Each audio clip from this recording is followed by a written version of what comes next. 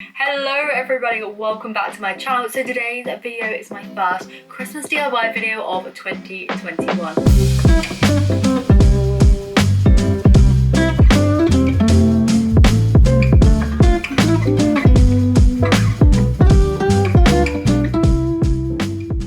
Today we could make some decorations that are actually going to be in the background of my video. I'm here today creating my little setup and background at Christmas kind of vibes going on in my office. This is just going to be a little winter wonderland until I put up the rest of my decorations in my house. And I thought today we'd create some together to put in the background of my video and maybe put on this little tree that I have placed over here in the corner. It's very festive. I am loving it so much, and yeah, I thought we would make them together. So for the first DIY today, I want to be making a little garland. My idea for this garland is just to run in behind kind of like my head and in behind the tree, so maybe even in like this little panel bit. But I basically know what I want. I've seen it on Pinterest. It's basically a falala garland, and I want to be making it multicolored out of felt. So for this DIY you're going to need some scraps of felt. These are the colors that I've chosen. I have got a roll of this colored red somewhere, which I'm going to use as the F. I think that'll be a nice starting point. I then picked some blues, and minty kind of blue colors. I also chose this color here because I think it's quite nice and golden. And then the end one, like the last of the falala, I was trying to work between these two kind of pink colors. I can't decide. I think this one here is maybe too like Barbie pink. This one here might be a little bit too muted, but this is all I've got. I'm going to be using my Cricut Maker to cut these out for me. The Cricut Maker does cut out felt, which is amazing, and it's going to save me a bunch of time. So if you don't have a Cricut, what I do recommend doing is printing out your letters, say onto a piece of like sticky back kind of like labels or something, A4 labels. If you have that, print it out and then just stick it down and cut around the letter on your thing and then pull that label off. If you don't have sticky paper, you can use A4 paper, just stick it down with a bit of sellotape and then cut around that. It acts as a guide without having to draw onto the felt. So when cutting felt on my Cricut, I like to actually sellotape around the pieces of felt. So this is an old mat of mine. Please ignore the dog hairs and stuff on it. It's gross, I know. But this one here is one I just used for felt now, just because I only tape on it. So I tape the felt into place just so that it's not going to lift in any places. I find this is a really good tip when cutting felt with a Cricut, because sometimes it does lift up even if the mat is like strong and new. I've just found that it lifts, but with sellotape around each edge. So I just kind of tape around the edge, like work out where I'm going to want it on the Cricut design space as so, and then like work out kind of where the cut starts. So that this A here, for example, is going to start cutting just between the 17 and the 18 centimeter mark, and also just between like the 23 and 24 centimeter mark. So I'll make sure that my square is going to be, you know, definitely overlapping that on here. So definitely going to be between the 16 and 17 or 17 and 18, and definitely between that 23 and 24 mark. So it will definitely cut out there. So what I'll do is send this over to the Cricut Maker and just cut that out. Okay, so now that I've got all of my falala shapes all cut out, as you can see, all the colour ones are here, and I also have them cut out in a pale yellow. I was going to cut them out in white because I have a lot of white felt, but then I found a big load of yellow and thought actually I'd probably use white felt more than I use the yellow. So I've just picked the yellow and also cut out the same ones for the backing. If you have enough felt to do the front and back the same colour, do that. That's going to work out perfectly. The way that I'm going to be stitching these together is by using this metallic thread. So this here is my favourite gold metallic. So the brand of this one here is Madeira. So Madeira metallic, that was a lot, and it's in the colour gold 6. It's the perfect gold in my opinion. It's not too green, it's not too orange, it's not too pink toned, it's just the perfect kind of like nice gold. So what we're going to do is just stitch around all of the letters on the front and the back. So I'm going to pair up the kind of letter like so. I'm just going to put the front and the back together and I'm just going to start stitching. I'm just going to run my thread in through the two pieces so that the kind of knot of the thread is on the inside of the two, sandwiched between, and then I'm just going to do a really simple stitch through the front, through the back, just a running stitch, just to kind of make it look handmade, because sometimes you don't want to see the stitches, but I think on Christmassy pieces, especially when you're using such a gorgeous thread, it's really nice to be able to see the fact that this is handmade and you've put a lot of time in it, and yeah, that's going to give it a little extra sparkle. When it comes to the A's, you are going to want to do the inside of the A to begin with, like so, and then you'll be able to do the outside afterwards. So what I like to do is, when I've done the last stitch kind of on the inside of the A, I like to split the two pieces, bring my thread up into the inside, kind of near that first little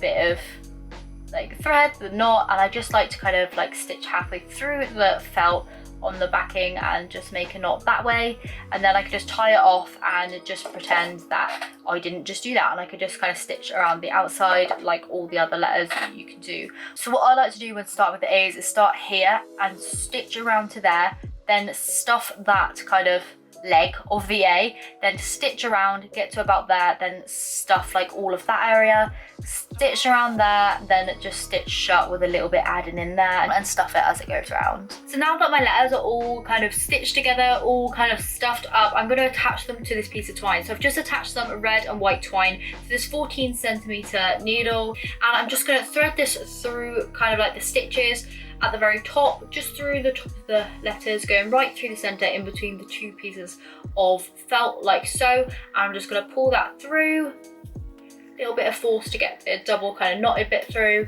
and once we're all the way done, oh, come on, there we go. Once all the way through, the letter will be on there. If some stuffing does come out, all you need to do, just pop it back in with the tip of your needle. Literally, it will just go back in there. If it came out the hole, it's gonna go back in. There we go, back in there already. And you just want to make sure that all your letters are being posted from the string like on the same kind of like side of the letter. So I'm going in from the kind of left side to the right side because I'm doing it this way round. You just want to make sure that you get them because you don't want to put like an L on back to front or whatever.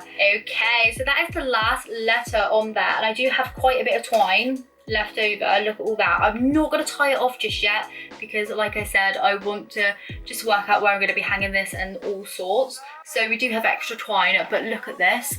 I absolutely love it. I'm thinking these two colours here are coming off quite similar on camera, but actually in person they are quite a bit different. Like the one in the centre is quite a lot greener than it's appearing on camera. Not sure why that is, but here we are. So yeah, the first DIY of the falala garland is now done. So moving on to DIY number 2, I'm going to be making these little felt ornaments. So I actually made these out of the scraps left over from the falala little kind of garland thing we've got going on there. Hopefully it's placed right behind me. I think it's given the perfect kind of popper colour in behind there. But yeah, these are made out of the scraps. So I actually just made 3 in the little break we took there, and I made a red one, a pink one, and then I also made this lime green one because I thought that's a really fun pop of colour. But I'm also going to be making a blue one. So I do have this scrap of blue felt right here. It's another wool felt again, and I'm just going to make another one of these and show you how I made them. I'm absolutely in love with these, and like I said, you can use the kind of leftover bits that you have from the garland to make these. It would make it even better using up those little bits, and yeah, look at them, they're so cute. So I have just embroidered on the little details on here, so let's just get making these and I'll show you how I put them all together.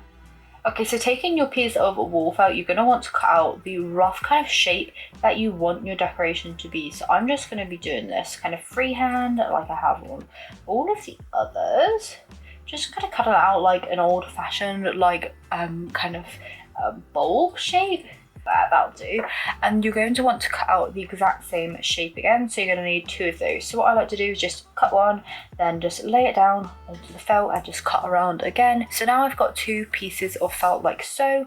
What I'm going to do is just kind of do the little bit of kind of gold speckled like embroidery on there to make it look like it's got like a little bit of a shine. And to do that, I'm just going to use this gold 6, just the same shade that I used on the garland. I'm just going to take my needle and just do a really simple kind of stitch in and out just until I have that kind of shape that I want. I have just tied a knot in this, and that's like poking out the back there with all of that thread hanging out, and I will cut that off at a later date. But I'm just going to go in and out until I've built up the shape of the little kind of shine on the side of the bauble. So with the gold bit all kind of stitched on, you're then going to want to move on and join the 2 pieces of felt together. So I'm just using the same kind of cotton thread as the felt, and I'm just going to insert it in between the 2 pieces. I've got a knot on the end just so that the knot is then kind of sandwiched in between. So I'm actually going to be doing a blanket stitch on this piece. So you're going to need to be in the front. This is the way I do it, and you just want to hold the 2 pieces kind of to the side. You're going to want to stitch next to it but pull your thread through, but instead of pulling it all the way through, got a bit tangled there, you're going to want to post it through the thread. Do you know what I mean? So it like makes a loop there, but instead of pulling it all the way through, you're going to want to put your needle back through that and then pull tight.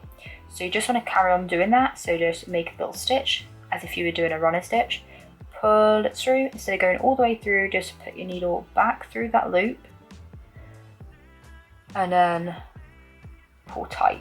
Then what that does, it makes like a little kind of runner stitch along the edge of the two pieces, and yeah, I think it just makes a nice little change. So yeah, make a little stitch like so, pull it all the way through till you have that loop kind of there, put your needle through, pull upwards so that that running stitch is going along the edge. Just want to do that all the way around until you reach the kind of top part on the other side.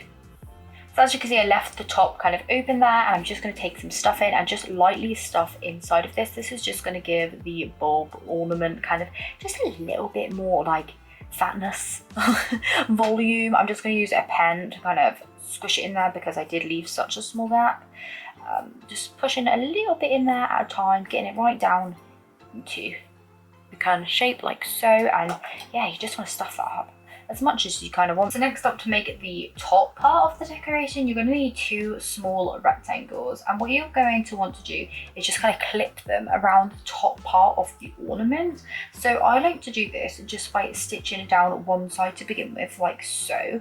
Just going in with my knotted thread again, and just doing a very basic kind of like front to back stitch, just a run and stitch all the way down, stitching those two pieces together down one of the kind of smaller ends of the rectangle. Then once I have that bit stitched up, I just want to pop my ornament back in and hold it down into place, making sure that a good couple of mil like is actually in there, so that when I am stitching all the way through the front and the back of the long end of the rectangle, it is going to be going through the ornament and stitching all of those pieces together. So the front and the back of the rectangle, as well as the ornament in between, and that's going to keep it all together.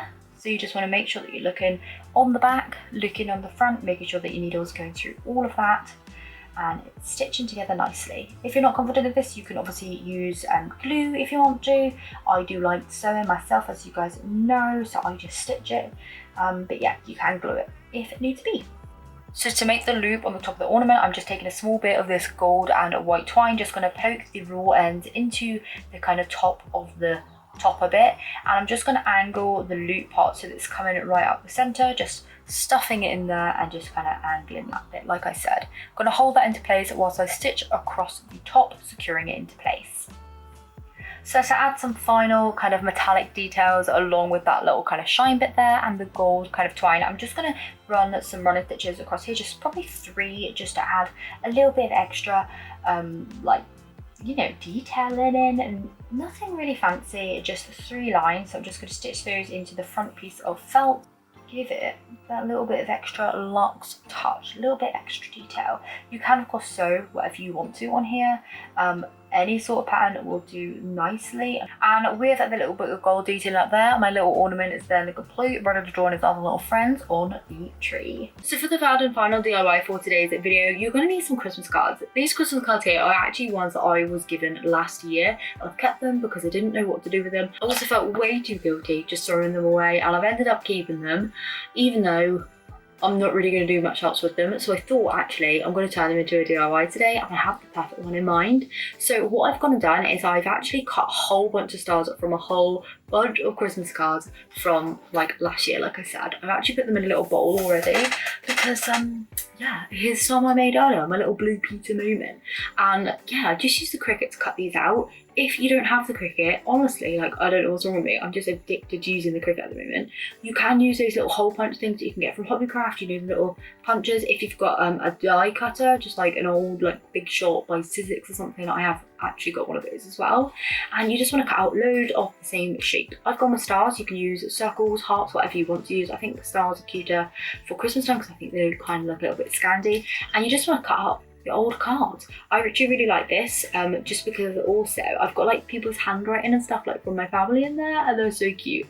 I've just cut out a bunch of different, like, obviously coloured ones, and this is particularly great if you've got like a lot of cards with like foil on that you can recycle and stuff, and yeah, it's going to put them to use. So what we're going to want to do is just stitch these together using the sewing machine, and my idea is just to have them as like one long garland and then to use it around this little tree, kind of like as a little starry recycled and tinsel. So I'm going to go over to my sewing machine now and just stitch them all together. Should run through the sewing machine absolutely fine. So yeah, if you don't have a sewing machine as well, you can just use like twine, just use a little bit of hot glue, stick them on and just carry on going. Stick them down, use a bit of sellotape even, use glue dots, whatever you have, just, yeah, you can make this work. Just make it work for you. So I'm going to go over to my sewing machine now and get stitching. So hopefully you can see here, basically what I'm going to be doing is stitching through the top point of each star, going right down to the center. So it just creates like a halfway kind of point. I've just got it on a regular stitch, just a straight stitch, and I'm just going to carry on sewing.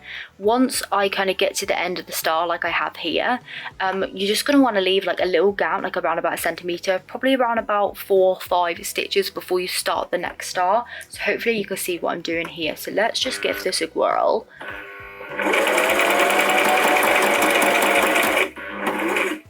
Like so, hopefully you've seen that. If I do it a little bit slower on this one here, so about 1, 2, 3, 4, 5 into the next star, right down the center. And I'm just going to keep on going basically until I use all of these stars up. I've got all different colours going on and we'll see how it looks afterwards.